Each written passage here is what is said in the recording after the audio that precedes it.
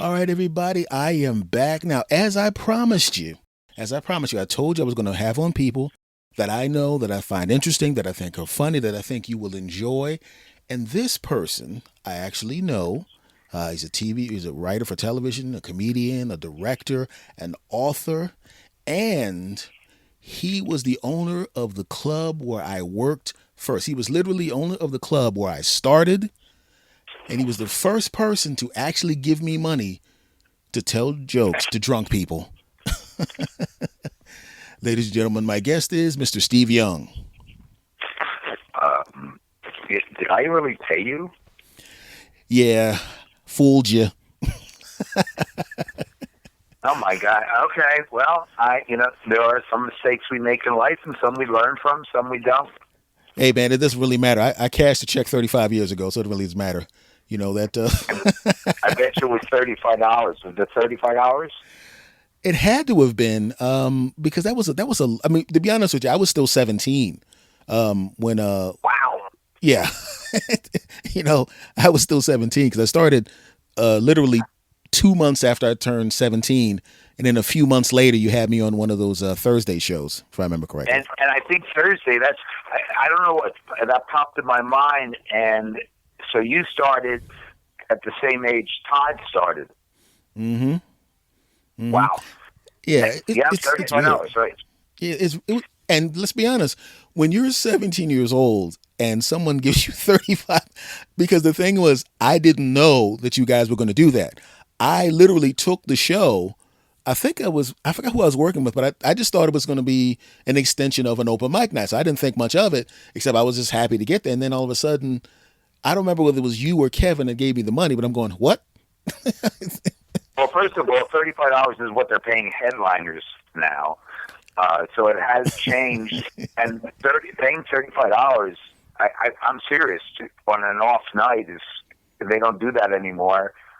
And you could have been working with people like I don't know exactly when you came along, but Tom Mm, Wilson, Wayne Cotter, Paul Tompkins, mm, Todd Glass. They all worked the Thursday night shows too.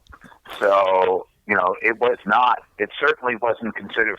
You had to be good to be able to get a slot on Thursday because I held my money very tightly. yeah. Well, the thing about it was what I didn't know was I didn't know how much you guys paid on the weekends, and then you guys booked Hmm. me on the weekends, and I was like, whoa.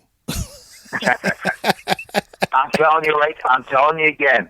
What I would pay MCs, and remember, we used to have like four people on a show, and so now typically it's about three. But uh, the right now, what they're paying headliners might be close to what I paid opening acts. It's pretty amazing. It's really, unless you're a draw. Yeah, it's a weird thing because I was always wondering about that because I know that when you ran the club, and for those of you listening, I started out in Philadelphia. Steve's club was in Philadelphia. It was the first club I ever played called the Comedy Works. It was at 126 Chestnut Street in Philadelphia, an A room. And for those of you outside of the United States, what an A room means is it's the top club or one of the top clubs in the area, and you get people with big, gigantic. They had specials and lots of TV credits, and those were A rooms. I know people outside of the country won't know what the hell I'm talking about, but this is what I wanted to know because back then. When you would tell people that you were a comedian, it was a big deal. You know, they would go, "What? You're a comedian? Really?" Yeah, yeah. It was rock. It was rock and roll. I mean, at that point in time, and I can't believe you're old enough to have been there then. But because I still picture everybody as they were back then, Mm-hmm. and I'm the only one that still looks the same, except for getting rid of the mustache. But the the the idea back then, the comedy was rock and roll. Mm-hmm. All we had to do was open the door and we were packed. And we had a big room. We sat 325. Mm-hmm. And that's pretty big room for comedy. And those people who came there, because it was fairly new, Mm-hmm. we were sort of on the back of Saturday Night Live becoming really big. And people want to see live comedy. And the live comedy we provided were not only the top people in the business, but because Philadelphia was such a discerning audience and a big room, the local guys had to be good to be on. Mm-hmm. And many of the people who came out from outside Philadelphia were kind of in awe of, first of all, they loved the room. Second of all, and when I had Eddie Murphy, he was already on Saturday Night Live, and I didn't have him close because Meyer and Young, Bob Meyer and Bob Young, Mm-hmm. the comedy team, were better than him. We had Wayne Cotter would MC, and Wayne afterwards did many. Well, he had his own show, and he was always on Leno, and he did Carson and all that. And he was an MC. Mm-hmm. So the level that you had to be at that time was still, no matter where you were on the lineup, you had to be good. I tell comics that I see now, new guys, about how the comics in Philadelphia were killers.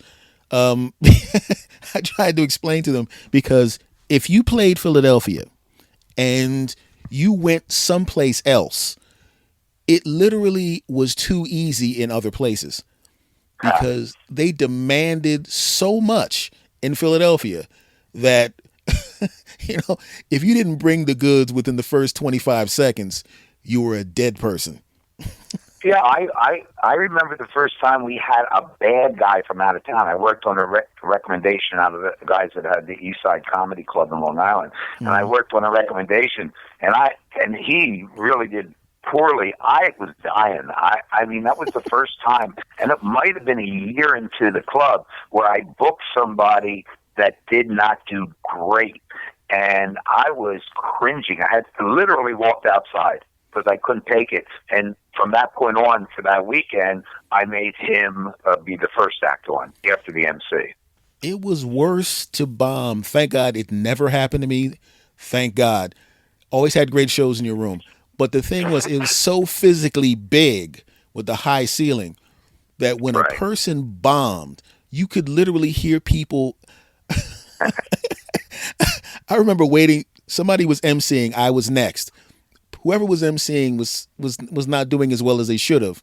They were a good comic, but it was an off night. No reason to mention names.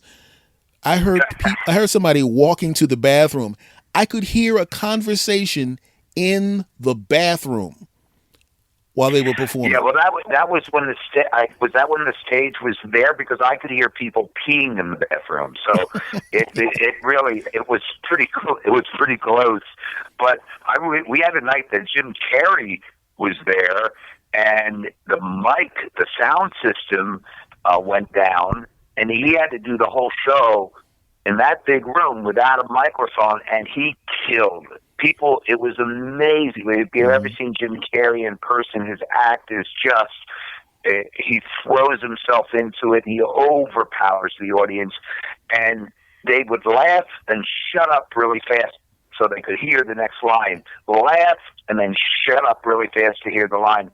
That was an amazing evening, and really just showed, how well, how good he was, but and still is, obviously. But the those types of nights. I mean, if it was silent, it was very silent. But here's the thing: because the walls were kind of cement, when they laughed, that place rocked.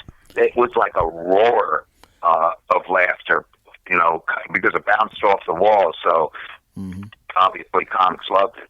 I still have tapes of my weekend shows, some of my weekend shows there, and I was trying to explain to people that it was less than 400 people in the room. I'm like, no, it's not 1,500 people. There's like 300 and something people there. Yeah, it was but it's great. Loud.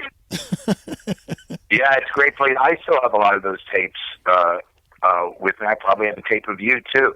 But the idea is that the sound that emanated there almost was if today you wanted to record an album, you would not have to mic the audience, because the roar was so loud it would come through your mic on stage.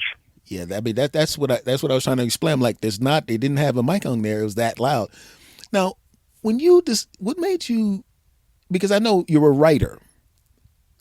Did writing come after the comedy club, or were you always doing that? Well, I was kind of always right. I mean, I was working as a stand-up too, so I Mm-hmm. was writing for myself. And anytime a comic came in town, or even the local guys, you still want to, in effect, you hear them and you'd say, "What about this? Why didn't you try this?" And people, I wrote for Todd Glass. I wrote for Meyer and Young, and I wrote for myself. So that I was doing, but it wasn't until I went out to Los Angeles that I started writing scripts. I mean, in Philly, I was writing sample scripts to send out to L.A. To try to, get an agent and then therefore a job. That is an interesting, and it's a powerful jump, to leave Philadelphia or the East Coast and then go 3,000 miles. I know from personal experience how difficult it is because, in many cases, I mean, did you have any contacts out there at all? Well, keep in mind, all the comics that worked for me, I tried to develop a relationship with them. When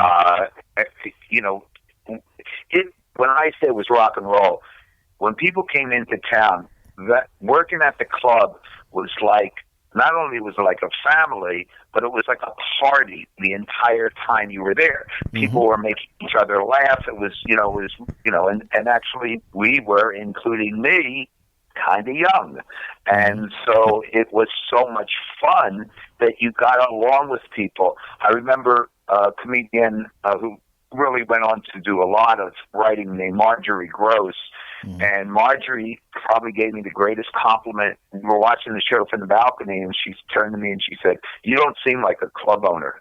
And I thought that was the greatest compliment I could get. Because everybody was kind of peer, no matter who came in town. I mean, if Jay Leno was there, he would sit up in the office and everybody would be talking, and there was no, or we'd go out afterwards. I remember finding Stephen Wright had to go on, after the show, which was kind of odd because Stephen didn't seem the type who would go out to a club looking for women, and there he was. He got there before us. But, the idea back then is that when people came in, we automatically became peers with each other. And so when I went out to Los Angeles, I managed Bob Meyer and Bob Young, and they went out there and they did fabulous. I mean, one of them was the executive producer of Roseanne, the other one, Boy Meets World and Dinosaurs, and many Sybil and many other shows. Plus, I would call people and see like Bob Saget or Paul Provenza or people like that to see, can you get me to this agent? But actually, I got an agent through a comedian. I can't even remember his name right now, but a comic who was actually on Carson when he was like 13 years old doing stand-up. I forget what his name is. Oh, I know you're talking about. I don't remember the name. Yeah. He put my script on an agent's desk. I was in New York at the time, and this agent called me and said, "I don't know how I got this script, but it's really good, and I'd like to go out and try to sell it." It was a movie script, and that I didn't know that agent, so that was really just happenstance because it was a comedian that I think my sister gave him a slot, and so he was being very nice, and he put that script down, and I got a call, and that was the first movie script I had where there were producers going all around town trying to sell it. So yes, the answer is yes and no. Yeah, it's no. Because the reason I say this because obviously I went out there. I didn't think I knew anyone until I went to the club. And then you're walking and you're going, "Oh, I guess I do know people here." Because but the people that were from the area, Philly and all of that, even when they moved out there, they kind of stuck together and looked out for each other, and that's a good thing that you were so good to the comics, because I mean, I'm not going to mention any names, okay, but I know a few other people that would have gone out there and based on the way they were treated certain performers would not have been met with open arms, as they say. I don't know. Everybody, everybody was pretty good. And then you're right. Now you came out obviously later than the first level of Tom Wilson, Judy Toll, um, Meyer Young, myself, Wayne Cotter, um, and Paul Provenzo. We sort of did stick together, and I don't mean we went out all the time or anything like that. But whenever there was somebody had a get together, everybody would get coming over. And I understand that worked with the next level, which are like I guess like you and Paul Tompkins and was it Matta, John Matta? Yeah, John And Matta. Yeah, and Adam McKay. right, a few, yeah, exactly, a few people who went out there, and again, it became another. I guess it was a whole community that was moving out there, and then they became their own community out in Los Angeles or at the clubs. I was wondering about this. The whole idea of, because like I said, I started in 1986, January of '86, and it was still new. Stand up. When I started, you were established and you were already drawing big crowds. I mean, I Right. I Well, would show up and yeah. it was sold out every weekend. The first day we opened, it was we were surprised. We didn't staff it right and all that stuff. We weren't expecting it, and the place just immediately sold out. I keep saying rock and roll because it was. We were. I always say medium-sized fish in a medium-sized sea in Philadelphia, but we were. I remember Meyer and Young were on TV all the time with Evening Magazine and doing TV, and they said we didn't start getting recognized, even though we were on TV every week. We didn't get recognized until we were at the Comedy Works. And then keep in mind, 12 to 1,500 people are seeing you every week, and the word of mouth was so great that we would constantly be turning away people and selling out every show. You want know what is absolutely hilarious? When I started doing weekends at the Comedy Works, between Second and Market and 15th and Market, no one would let me pay for anything. Okay, well, then you did better than me. Now, does that including the women? We're having the technical difficulties here.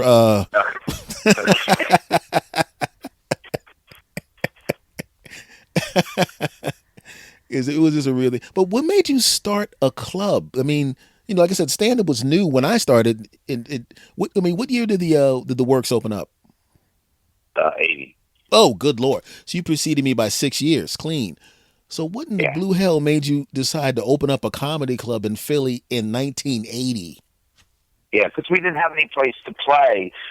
We would do weekends at Kavanaugh's restaurant in the University of Pennsylvania. We played in places that we should not be. We were at discos where people did not want to see us, but they happened to be a room.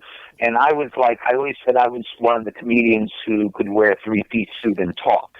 So I was sort of the businessman. Not that I wanted to be, but I could do it. And, we needed a place to play. And I basically talked to Jim Tayyoun, who owned the Middle East restaurant, which was on the first floor, and we were on the third floor, into letting us try it out. Because he had a room that, a big room, but nobody came. He was doing plays or something like that. And I talked him into letting us do it there. And then it blossomed into a full business. And, by a year later, I also had a club in Resorts International in Atlantic City. I had it in Wildwood and Bristol, obviously, with Joy and Jim Little running that. So it just expanded really on its own. It was, I was more energetic back then, so it was more. I remember going to Atlanta to try to open up a club, in Boston to try to open up a club. So at that point in time, it just seemed like the seed was already set. So let's just I could sell it based on the success we had in Philadelphia. So in actuality, it was looking for a place to play. Including me, so I could have a place to play, and so it became a business. Yeah, and I used to love playing Bristol. Joy put me in there all the time. Yeah. Joey's birthday today. I miss her. I really do. God Yeah, rest her me soul, too. man. Yeah, it was. I just remember those. I just remember the phone ringing. Steven, Yeah, that's really funny. Steven, are you available the 15th and the 16th? Yes, I am. I'll see you then. Click. Yeah, she was good. Everybody loved her. She was really good. She was good, and she really worked it hard. I always said, like I was the face of the Comedy Works, and she was the heart. Yeah, yeah, yeah. It's I still I still think about her. Especially if I see an ad for and they have the same phone number that they had back then. Yeah, well, Kaplan isn't that creative to come up with anything new. Pretty much the same thing as the ad. What was that? 1980, I think 5. We opened it there. I'm not really sure, but it was it was about when we were starting. Yeah, to show you, because to show you how young I was. When I got booked at the Comedy Works, Kaplan used to have to pick me up at the train station. That's funny. That's really funny. And take me back. No problem. I'll take you back. Probably had to pick you up and Ralph Harris up and Ramon Harris and anybody else who was coming from downtown. Yeah. I just had Ralph on the show a little while ago. We were talking about some other stuff. Yeah, it was hilarious. Now I want to ask you this because now I know after the Comedy Works, you go out to LA and you're writing now. Okay, so now the comedy's here, and you're still doing stand up. I was a regular at the Comedy Store, yes. And so now the writing section of your career starts. And did you feel any kind of culture shock when you moved to Los Angeles? Because Philly guys, East Coast guys, South Jersey guys, and then you go out there. I know it felt different to me. I felt like I was in a different world when I went out there. Just the culture was so different. I loved it, but I definitely felt culture shock when I was curious because you were into the writing section of it. Did you feel any kind of culture shock when you went out there? Kind of the opposite. When I got there, I said, "This is where I belong." And to this day, I have a son that lives out there, and with his kids. But when I go out to visit, as soon as that plane lands, I go, I'm back where I belong. I mean, I was comfortable right from the beginning. Before I started working, it was just, from the weather to the Dodgers to the people that I knew from Philadelphia in comedy, and also I guess the ladies. So all of those things, plus other events that basically I consider. I mean, I got sober in LA too, and I pretty soon after I arrived there, and that wasn't that I was a drunk or anything, but my liquor was free wherever my clubs were. So, so out there, it's a big. I mean, it's almost like networking if you belong to AA. But I also got sober out there. So all in all, that was the connection that I had in LA was more than the connection I had with Philadelphia, even though I was born and raised in Philly. I had to teach myself to speak slowly. You're right. You're absolutely right. People knew you were from the East Coast. Oh my goodness! I had people literally what you're seeing right now is this where the speech speed here. I had to train myself to slow down to this, and now this is how I talk. Because I got tired of people staring at me like they were high because they had no idea what the hell I was saying to them. Hey man, could you repeat that, buddy? Oh yeah, it was a mile a minute. I was a mile a minute, and in terms of anything I did, especially I had my own radio show out there, and when I did that, you have to be talking all the time. You know, you might be on the air for 3 hours, so you sort of get used to talking, and then you're talking on top of your talking, and so it's just more and more. So, yeah, it was hard. It was hard to get used to the pace out there, which was a much easier pace. And I've lived in New York too, which even it speeds you up even more. Yeah, I spent a lot of the '80s in New York, and that the same way you felt about Los Angeles. I grew into almost a Los Angeles guy because I was out there from '93 to 2000. Yeah, I was there from '93 to about right before 2000, right around there. Mm-hmm. And I spent a lot of time in New York. So yeah, but I just slid right into New York. That was easy. That took no effort. You know, just showed up and right into the clubs. San Francisco was we went to New York before LA. It was when we were still in Philadelphia, and in fact, before we opened the club, we would drive in during the week to the Improv or Catch a Rising Star to get some spots. You know, before we actually had our own club, and then we would go there because, you know,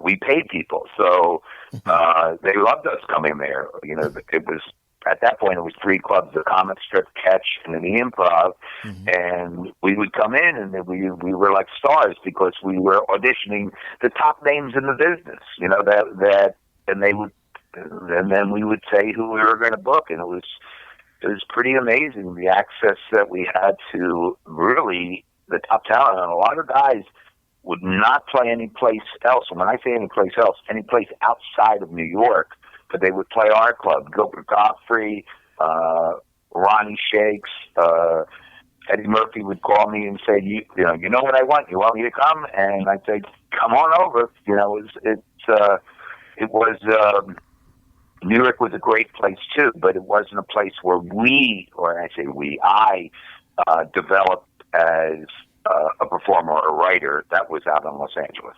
Yeah.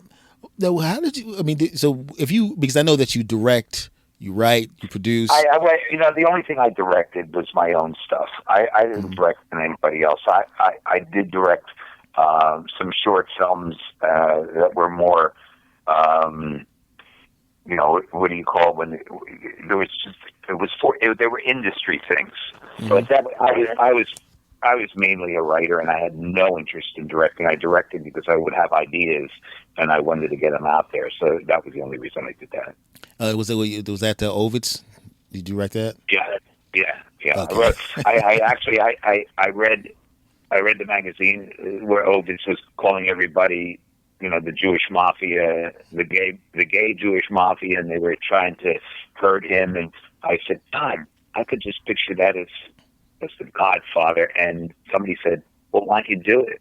And I said, if I did that, because it was about Michael Ovitz, people would say, well, you'll never work in this town again. And I thought to myself, well, that's great. People who are not hiring me now won't hire me later.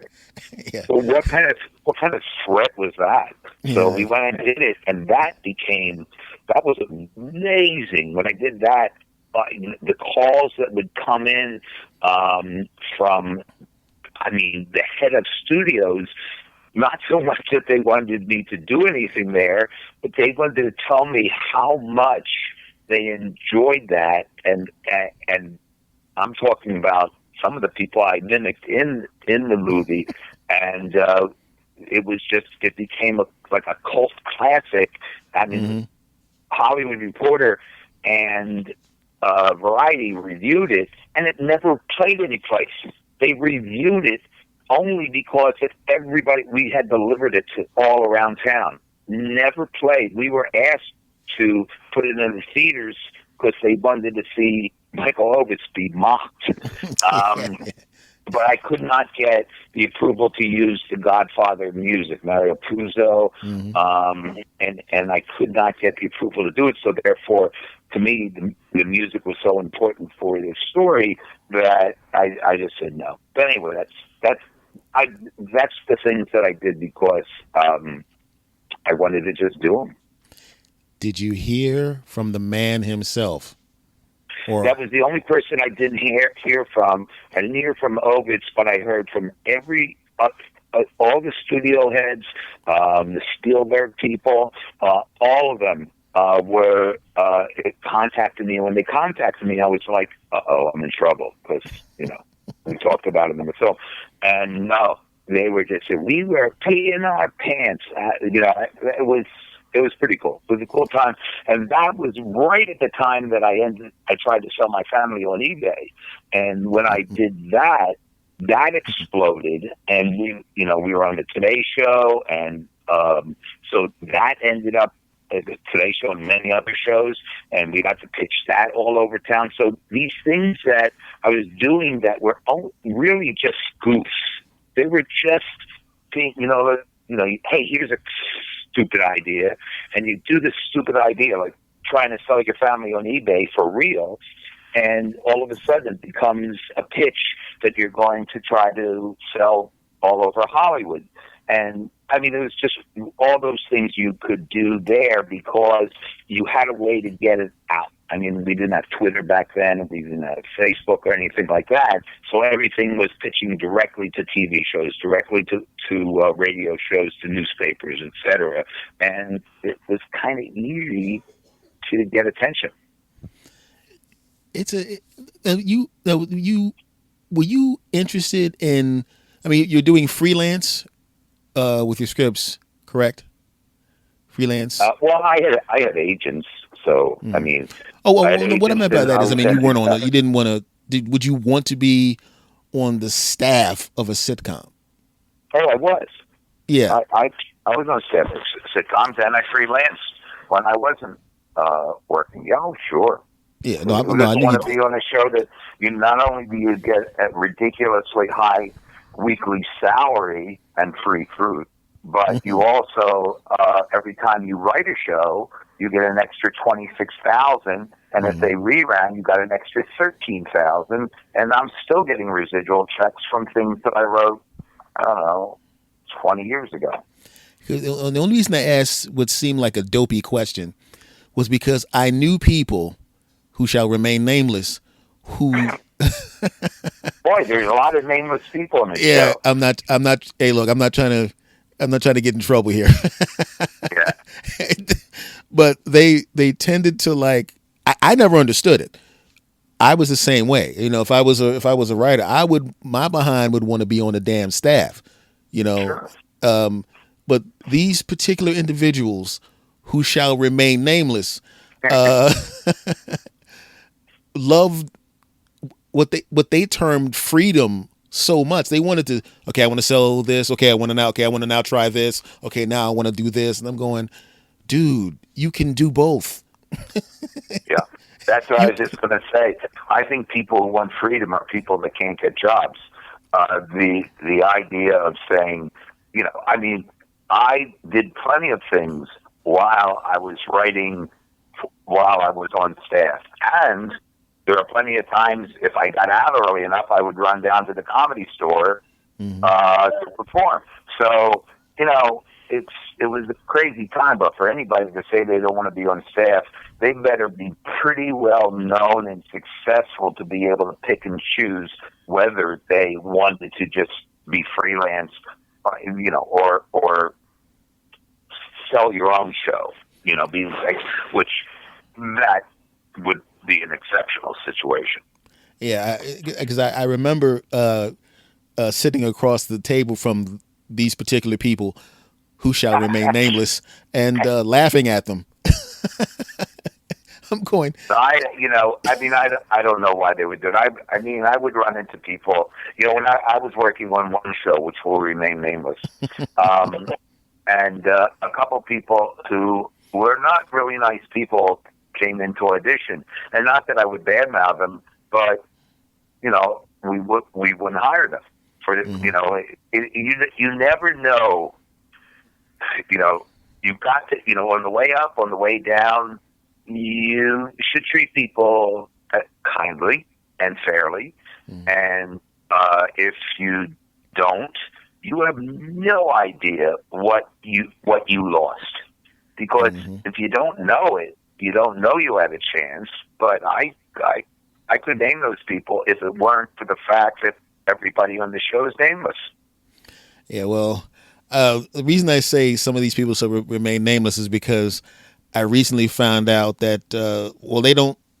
Okay, they don't live in the country right this moment, but they do listen to this show. Uh, so right now, somebody is in another English speaking country who is listening to this going, please, God, don't say my name. Please. Uh, oh, I know who you're talking about. No, you don't. You've never met these people. Moving on. Okay. So, as a, you know, but because everybody has things that they say because of a lack of information. They don't know what the hell they're talking about, and they're young.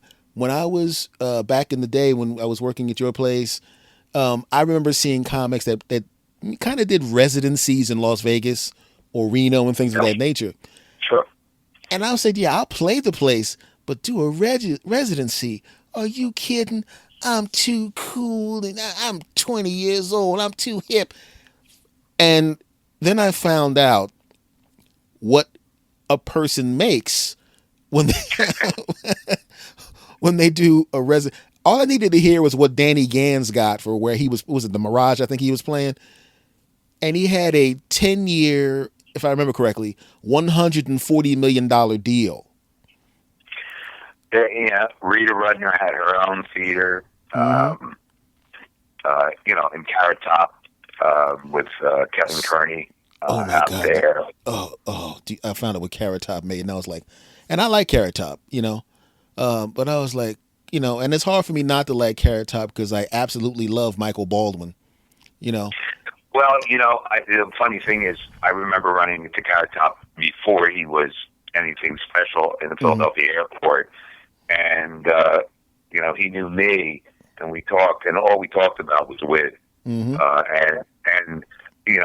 There are people who who was the great prop comedian? Oh, I can't think of it. The guy, he was bald headed and he always wore these stupid wigs. But he was very famous as a prop comedian. He was on the $1.99 beauty Yeah, I remember that show. Rip Taylor. Rip Taylor, yes. He loved wit. In fact, not only did he love wit, he bragged about using wit's material. He said, "Oh yeah, I love wit. I use all his material all the time." Not paying wit, not telling him he was using it, but I mean, yeah, if Michael had a true business sense, he could have been a star instead of just really funny. And for those of you that are listening, there's a comic whose stage name is the Legendary Wid, and he does prop comedy. And having worked with him about 4,000 times, what he does is he essentially layers these props around stage, and he literally can just pick up two props or a prop and create a joke off of the prop or a pun off the prop immediately. And he can do it with just random things. And I've seen him create, I know what his act looked like at the time. So I could tell which ones were the ad libs and which ones were the ones that were, and it was like 35% ad libs, And he could do 10 jokes off of one prop. Yeah. And the chaos that was on the stage was who he was, but at the same time, it made his act even more entertaining, and he's still doing it today. He's a nice guy. Yeah, because I knew, because there were times when I got booked at the Bristol Comedy Works, and I didn't know he was there.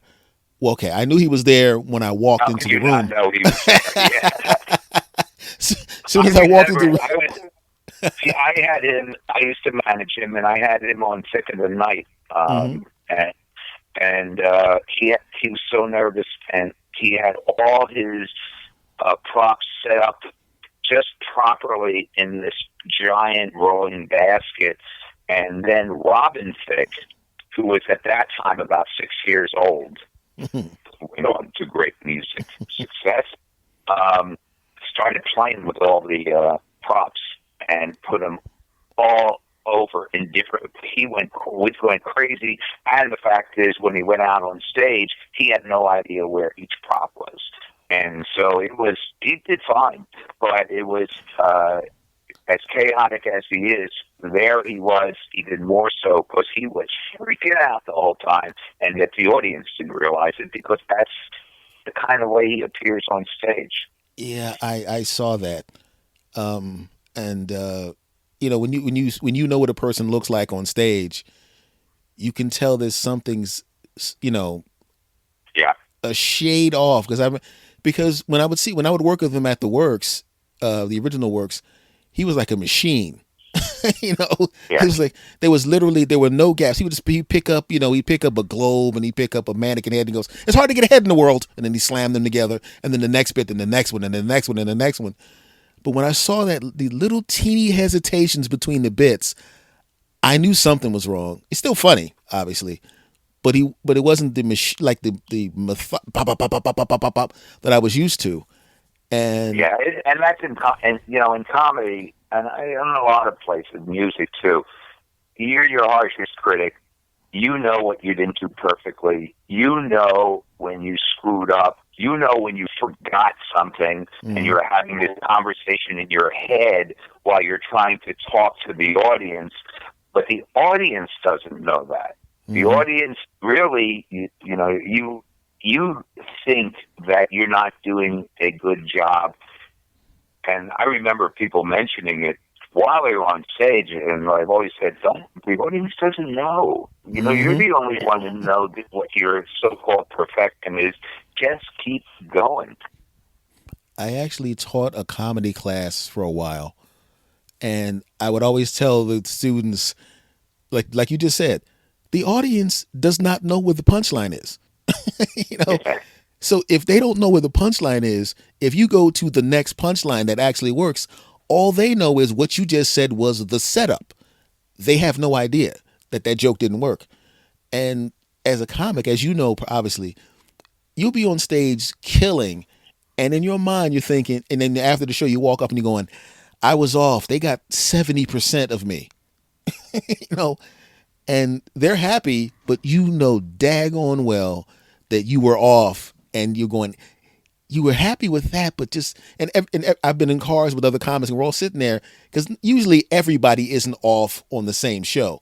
We were all off, and I don't remember we were all fine the next show, but we're all like, yeah, the show went well, but it's like I was off. He's like, yeah, me too, man. And then we all, and the audience doesn't know, but as a performer, it annoys you until you can pick the microphone up again and kind of right the wrong.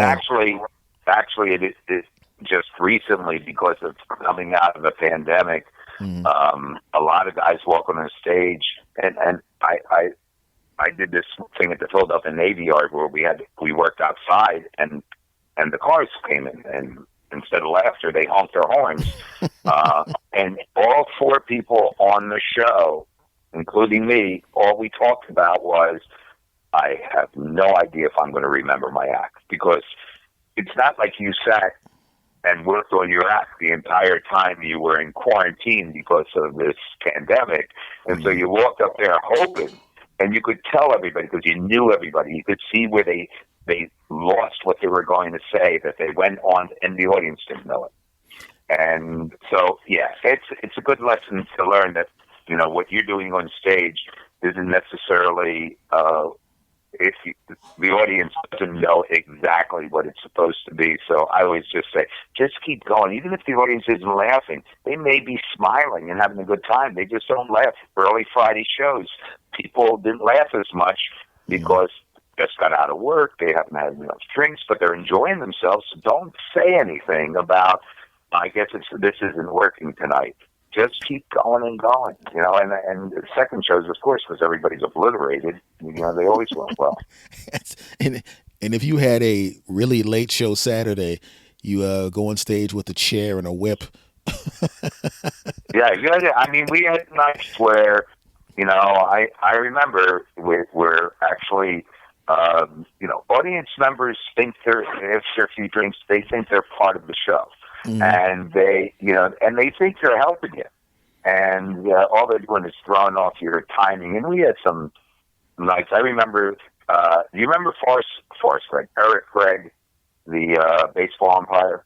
Yes, yeah, the Well, big he guy. used to come to our show. He came to our shows, and I remember we had to throw out this drunk woman, and actually everybody's cheering that we're throwing her out, and Eric stands up on his chair and said, "You're out of here!" Like he was throwing a person out of the game. It was a hysterical night. Oh God, imagine if you had a tape of that. Good Lord. Oh yeah, there are any number of those things that happened. Now I want to ask you about this. Now I was now obviously some things I did not have to look up regarding you, because I knew a lot of the things. But this book I did not know about. Great Failures of the Extremely Successful. Hmm. And that is one of the things that absolutely fascinates me because I read a lot of Gladwell, right? So Yes. so when I read so I've gotten to the point where I like to see where and I like to dissect the people that become really really successful because everybody just sees chapter 10, but they don't know about the first 9 chapters where they got their butt whooped. Good point. So when you were putting that together, I mean, was that what made you go and put this book together to do these interviews and things of that nature? Were you fascinated with how successful people navigated the failures and the people that don't believe in them and you suck?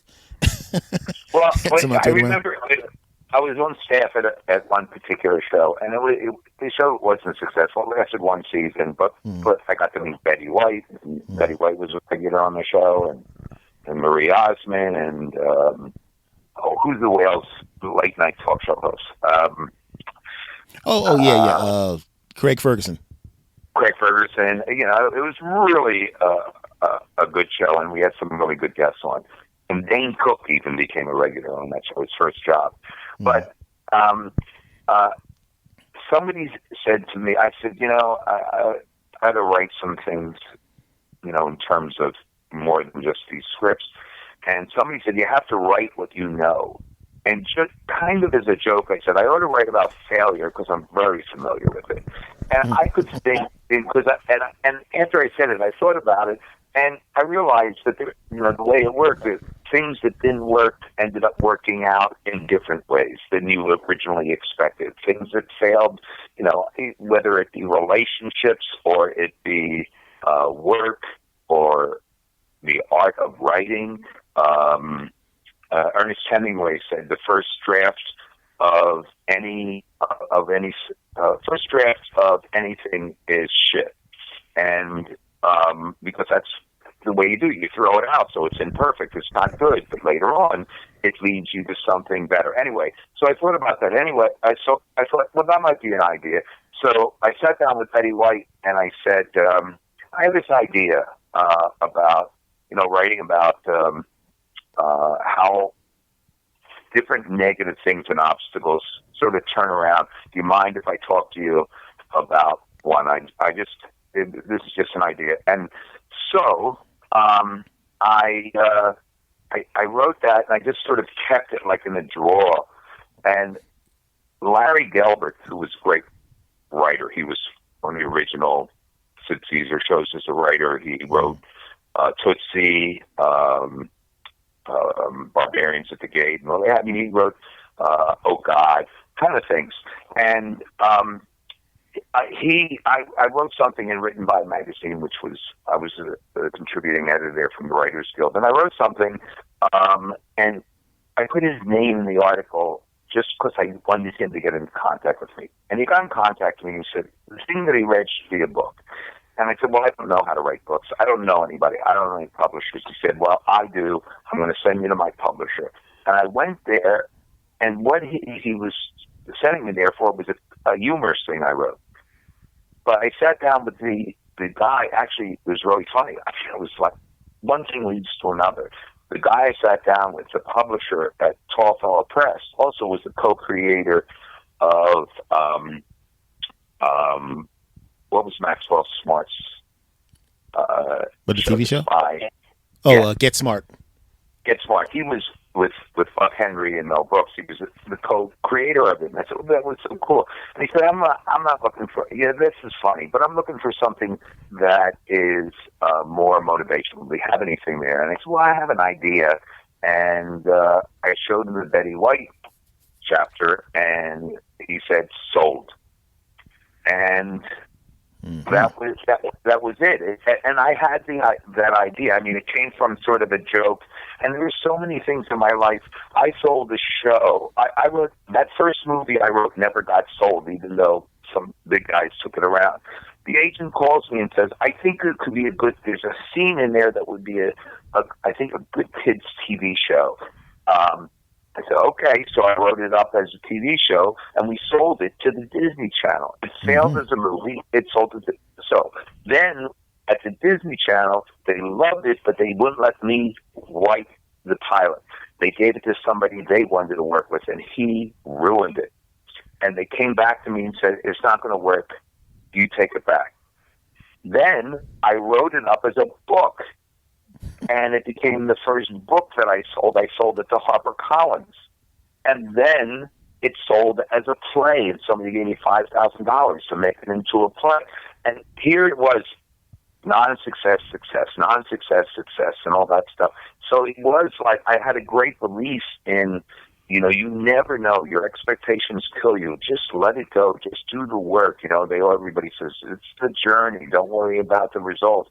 And then I got to meet all these unbelievable people, Jane Goodall and Steve Allen and Ed Asner and Erin Brockovich and I can't even think of it.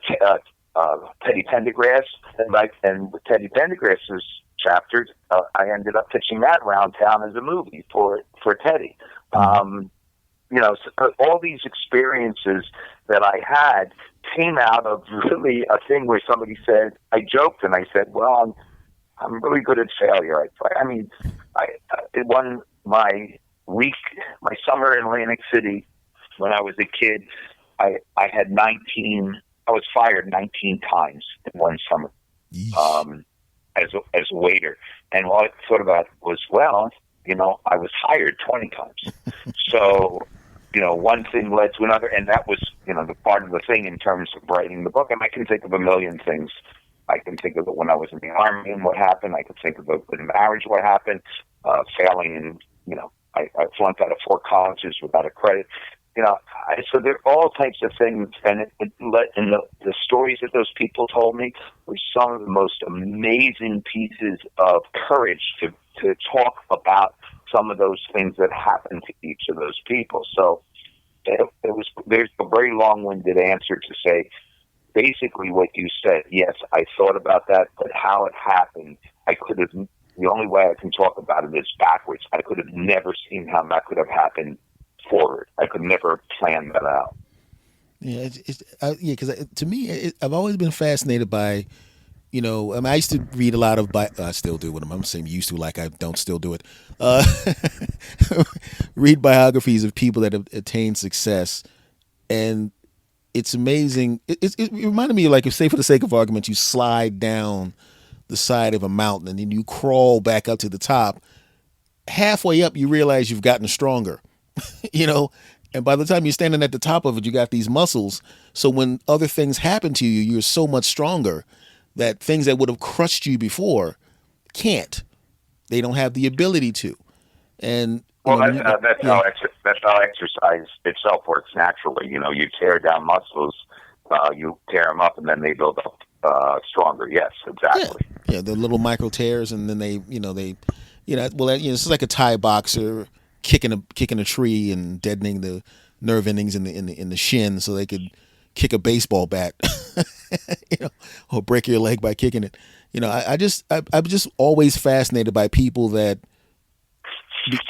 attain these high levels of success, and note that almost to a person, it was never this linear thing. It was always these, not even like little bumps, but these massive, huge things that happen to them. Failures. You suck. You stink. Give up. You'll never be able to sing. You stink. And then by the time they actually get to the success part, first of all, what I always thought was when people would tell me I couldn't do anything, and when they would say those things, it used to bother me. Then what I started to notice was when I proved them wrong, I enjoyed the success that I attained 10 times more. So now when people tell me I can't do anything, I know this is going to sound dopey, but it's almost like in my subconscious almost thanks them because I'm going to prove you wrong, and it's going to feel 50,000 times better when it happens because I'm proving you wrong. And that's a lot of ways I motivate myself. See, with me, most of the people who had told me, no, you can't do that, or you won't be able to do that, I tried, and they were right. So, yeah. It works and it doesn't work, but there are certain things. I mean, when you're writing, sometimes, writing is very painful because you try to force it, it doesn't come out, et cetera, and then all of a sudden you hit that time where it just pours out of you and your fingers can't type fast enough. Mm. And, and you try to bottle that up and you can't. So it's really, it's always about you just keep moving and moving and moving and don't worry about the results. And if you hit obstacles, what can you learn from those obstacles? Anyway, it was a great experience, and people wanted me to write, sequels and all that stuff. And I really said, nah, that was enough of that. I did that, and that was a great experience, great stories. I'm still proud of the book, and I have enough of them so that even every time I play any place, I sit, and end up selling them. By the way, I'm back on stage again, and I'm better than I ever. This is not to be an ego thing. I'm not only better than I ever was. I'm doing something that I never did, and I'm doing something that no other comedian ever did. And I'm not going to tell you what I do, but it ended up getting me my prime competitor in the circuit around the Philadelphia area was Andy Scarpati. Mm-hmm. Now, Andy Scarpati's still around and still has his clubs. He became my biggest benefactor, and he ended up making me as a comedian what I am today. He was my competitor. We were not, friends. And here it is, towards now at this point in life, that he is saying to me, I want you on stage anytime you want to come to my club, and headlines me and sells me to other places too. If I would have badmouthed him in terms of, being a competitor, who knows what that would have happened, but who could ever say that your main competitor is going to be a person who's going to end up supporting you and taking you to another level that you had never been before and this late in life? Well, I'll tell you this. I'm well aware of your relationship with Andy Scarpati from back in the day, and I knew for a fact that you guys were competitors. And but I never overheard from either side trashing. You know what I mean? It was like two football teams competing, but they didn't really hate each other as people. It's like, I'm trying to win, you're trying to win. I don't hate you, but I'm trying to win. Well, the funny thing is, I got Andy his first club. I don't know why I did it, but I brought him to John and Peters in New Hope and introduced him to the owner, who I didn't really know, but I introduced him, and I walked out, and that was his first club. I gave him his first accountant. I gave him his first attorney. All those things at the beginning. I have no idea why I did that. It wasn't a moneymaker for me why I did it, and it all rotated back to the fact of here many, many years later, I'm walking on as a headliner in his clubs on a regular basis. It's pretty amazing. You never know. Yeah, because if somebody would have said to me 30 years ago, in fact, if somebody would have said to you 30 years ago that you'd be working with Andy, I would have went, yeah, sure. Nope. I'd have been like, sure, buddy. Of course you will. But I think, to be honest with you, when you're a part of that universe, we're all doing comedy in the '80s and all that kind of thing. It's just really good to see that everybody's in a good place now. People that it's like just people in a good place, and they can coexist and work together and do good. I think it's a beautiful thing, man. I really do. I Yeah, really do. it does. You still run into people like Barney Weiss. Hmm. He's like 103 years old now, but still, you know, he was a competitor, but still nice guy, regular guy. And there's a lot of people like that. They're just generally good people, and you hear it. It's many years later, and you have some sort of connection with a lot of these people, which is very neat. I just want to let you guys all know that I feel dirty because I played all of your clubs several times, and it's time for me now to confess. Uh, You have to confess. I know everybody played everywhere. That was it. We never had a rule. Some clubs had rules where if you play a competitor, you can't play their club. mhm. We never had that rule. You can play wherever you want. I can't hire you every single week. So it was a we never had a problem with that. And I would send when we would fill up, Mhm. the doorman would send people down to Barney's Mhm. to go on bananas.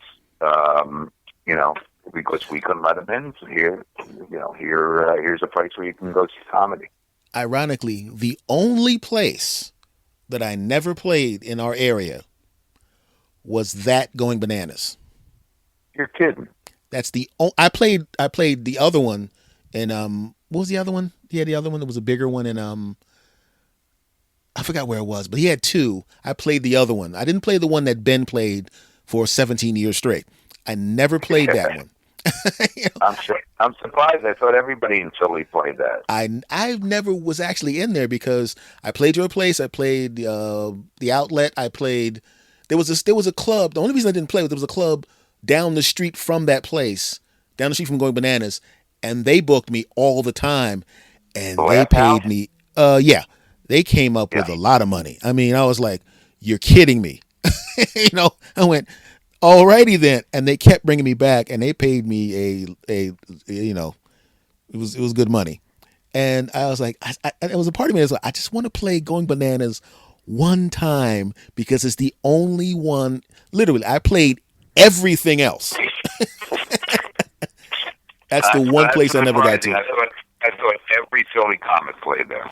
That was the only one I never did. But technically, I did play Going Bananas because I played the other one.